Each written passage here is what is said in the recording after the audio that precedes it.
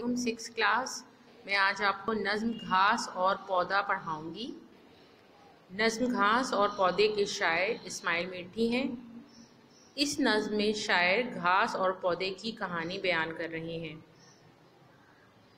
वो एक बाग के मुतालिक कह रहे हैं कि बाग में बेशुमार फल, फूल, दरख्त और पौधों के साथ साथ घास भी लगी हुई है, मगर घास दूसरे पौधों की निस्बत अपने आप को हकीर जानते हुए पौधे से गिला कर रही है कि मेरी इस दुनिया में कोई कद्र और हैसियत नहीं है। लोग मुझे कोई अहमियत नहीं देते हैं, बल्कि अगर मैं कहीं उगना शुरू हो जाऊं तो लोग मुझे इस डर से उखाड़ कर फेंक देते हैं कि कहीं मेरी वजह से दूसरे पौधों की नशोनुमा रुक ना जाए। घास पौधे से कह रही है कि हम दोनों एक ही ज़मीन में परवान चढ़ते हैं। दोनों को नशोनुमा पाने के लिए मिट्टी, हवा, पानी और सूरज की रोशनी की ज़रूरत होती है, लेकिन तुम पर लोगों की नज़र करम रहती है।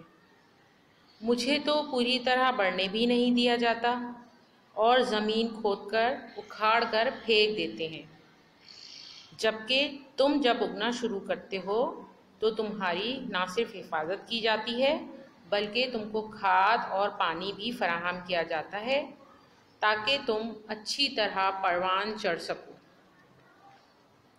जबकि मेरी औकात ये है कि मैं सिर्फ जानवरों के चारे के तौर पर इस्तेमाल होता हूँ, और तुम्हारी अहमियत ये है कि तुम ना सिर्फ फल और फूल देते हो, बल्कि तुम्हारी लकड़ी से रोज़मर्रा इस्तेमाल की अशिया भी बनाई जाती हैं।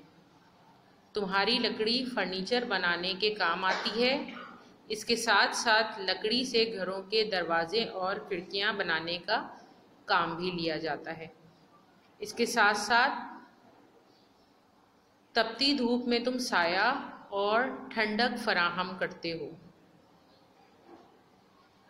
इन सब बातों के जवाब में पौधा घास को जवाब देता है कि मेरी और तुम्हारी औकात एक है, मगर मेरी कद्रो अहमियत लोगों में इसलिए ज़्यादा है क्योंकि मैं उनको फल और साया फराहम करता हूँ।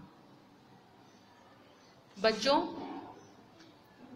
इस नज़्म में शायर आपको किस चीज़ का सबक देना चाह रहे हैं? इस नज़्म में शायर घास और पौधे की मिसाल देकर हम सबको यही बताना चाह रहे हैं कि दुनिया में उन्हीं लोगों की इज्जत, कद्र और अहमियत होती है जो दूसरों के लिए फ़ायदे का बाइस होते हैं।